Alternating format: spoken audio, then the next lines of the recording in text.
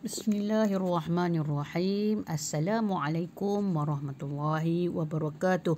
Alhamdulillah, hari ini kita akan mempelajari sambungan daripada surah Al-Insyirah, iaitu bahagian 2, yang mana kita akan mengenal pasti dalam surah Al-Insyirah ini terdapat beberapa hukum tajwid atau tanda bacaan. Okey, terdapat beberapa bacaan di dalam surah Al-Insyirah, iaitu pertamanya bacaan qalqalah, yang keduanya bacaan waqaf pada fathatain, dan ketiganya bacaan dengung. Okey, jom tengok dulu bacaan yang pertama, iaitu bacaan qalqalah. Okey, hukum bacaan qalqalah. Okey, qalqalah ini ialah maksud dia sendiri iaitu lantunan ataupun detakan. Lantunan ataupun detakan. Huruf qalqalah ada 5, iaitu khauf, ta, ba, jim, dal. Okey, dan qalqalah ini juga terbahagi kepada 2, iaitu qalqalah sughra dan yang keduanya qalqalah kubra. Okey, sekarang kita kenal dulu apa dia qalqalah sughra. Qalqalah sughra ni adalah lantunan dan tetakan yang perlahan ketika menyebut huruf qalqalah yang bertanda sukun. Dan ia berlaku di tengah kalimah. Maksud dia di sini, bagi qalqalah sughra, nak kenal dia, kamu tengok dulu huruf qalqalah yang 5 ni ada dekat kalimah tu, dan huruf qalqalah itu bertanda sukun. Dan huruf itu pula berada di tengah kalimah. Okey, kamu tengok contoh yang tunjuk tu, yang anak panah merah tu. Ruziqna min qablu. Ruziqna. Tengok anak panah tunjuk qaf. Qaf tu huruf qalqalah kan? Dan dia ada tanda sukun di atasnya, dan huruf qaf itu berada di tengah kalimah. Dan contoh yang keduanya qablu. Qablu. Yang mana contoh tu, ba itu huruf qalqalah berbaris sukun dan dia berada di tengah kalimah. Itu contoh qalqalah sughra. Lantunan dia tak kuat sangat, perlahan saja.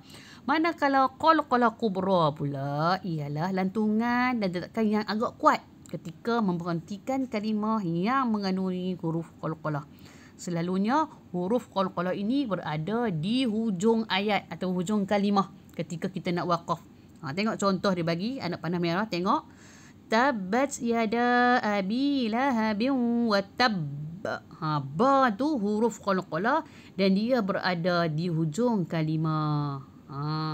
Dia ada baris tapi duduk di hujung, bila berhenti wa tab. Jadi lantunan dan dia kuat. Kita tengok balik dalam surah Al-Insyirah ada tak hukum bacaan qalqalah ni. Okey, hukum bacaan yang ketiga iaitu bacaan ketika waqaf fathatain. Okey, fathatain sendiri maksud dia ialah baris 2. Yang ini ialah bacaan ketika nak berhenti ketika baris 2. Contoh dia tunjuk huzuan. Kalau ikut bacaan dia, huzuan 2 baris kan, wan tu ada 2 baris kan. Tetapi apabila nak berhenti, semasa nak berhenti, 2 baris tadi ditukar menjadi 1 saja. Huzuan jadi huzwa. Contoh yang keduanya, hudan. Bila berhenti jadi huda. Wakaf fathah ini pada baris 2 menjadi 1. Yang ini senang saja. Okey, tengok bacaan yang ketiga, iaitu bacaan yang terakhir, iaitu bacaan dengung.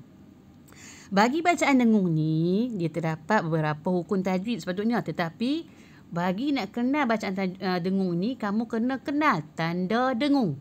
Selalunya di dalam Al-Quran, tanda dengung ni terdapat beberapa tanda. Yang pertamanya, tanwin berbaris atas tidak selari. Kamu tengok dalam Quran, kalau ada tanwin berbaris atas tidak selari, itu baris dia tak sama dan baris bawah dia pun tak sama. Manakala baris dhammah dia berbentuk 99, yang tu bermaksud kena dengung. Dan juga huruf nun mati dia tiada baris. Kamu cari yang tu. Kalau nun mati tak ada baris, sukun tak ada, apa tak ada, makna dia kena baca dengung. Dan baris pula fathatain dia juga tak selari, dan dhammatain dia juga bentuk macam nombor 99 tu, makna dia kalau kamu jumpa dalam Quran kena dengung. Manakala tanda yang seterusnya iaitu nun, di atas nun ada huruf mim, ataupun dia baris atas atau baris bawah atau baris hadapan ada mim kecil. Yang tu menunjukkan kata tanda bacaan iqlab dan dia juga kena dengung. Yang tu tanda-tanda kata bacaan tu kena baca dengung. Dan yang ketiganya ialah tanda Mim. Mim mati. Mim mati. Kalau ada huruf mim, dia tak ada baris. Makna dia bacaan tu kena dengung. Dan yang terakhirnya mestilah huruf wajib al-quna ataupun nun bertanda syaddah ataupun mim bertanda syaddah. Kalau kamu jumpa bacaan yang ada nun bertanda syaddah atau min bertanda syaddah, mesti dengung. Bacaan dia mesti dengung. Itu di antara tanda-tanda dengung. Kita tengok ada tak di antara tanda-tanda ni di dalam surah Al-Insyirah. Okey, sekarang jom kita tengok ada tak tanda-tanda tu. Okey, kita tengok tanda-tanda dia ada tak. Okey, kita tengok. Dan selepas kamu dah tengok, di sini Ustazah akan menjelaskan iaitu antara tanda-tanda yang kita boleh jumpa di dalam surah Al-Insyirah. Yang di antaranya ialah contoh yang pertama, alam nashrah laka sadrak. Sadrak. Kenapa dikatakan purple tu apa dia? Qalqalah. Sebab apa? Dal tu ialah huruf qalqalah dan dia berada di tengah kalimah dan dia pada sukun, maka ia dikenali sebagai qalqalah. Qalqalah sughra. Tengok ayat kedua pula. Wa wada'na anka wizrak. Apa yang bacaan di situ? Anka. Tengok nun tak ada baris tadi pada dia. Yang tu dengung. Dan yang ketiganya allazi anqadha zahrak. Ada bacaan banda bacaan apa? Anqadha. Nun tidak berbaris. Nun bertemu dengan qaf, itu ialah bacaan ikhfa. Yang ni dengung.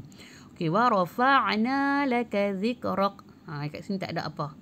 Okey, fa inna ma'al usri yusra. Fa inna dengung sebab apa? Nun berbaris sabdu ataupun syaddah. Usri yusra. Yusra. Kalau baca yusran, tapi bila berhenti yusra. Yang ini bacaan waqaf fathatain. Inna. Apa dia tu? Bacaan dengung. Nun bertanda sabdu. Ma'al usri yusra. Yusra. Bacaan waqaf fathatain. Fa'iza faraqta fansab.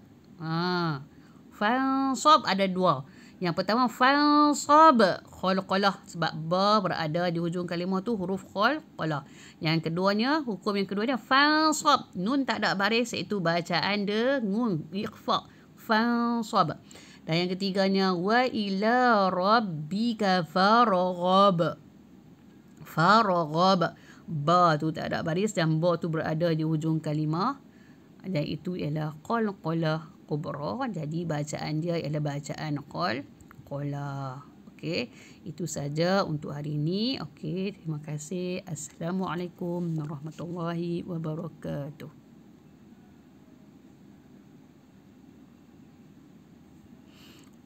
Okey, Ustazah harap kamu boleh menyiapkan tugasan lembaran kerja yang Ustazah bagi.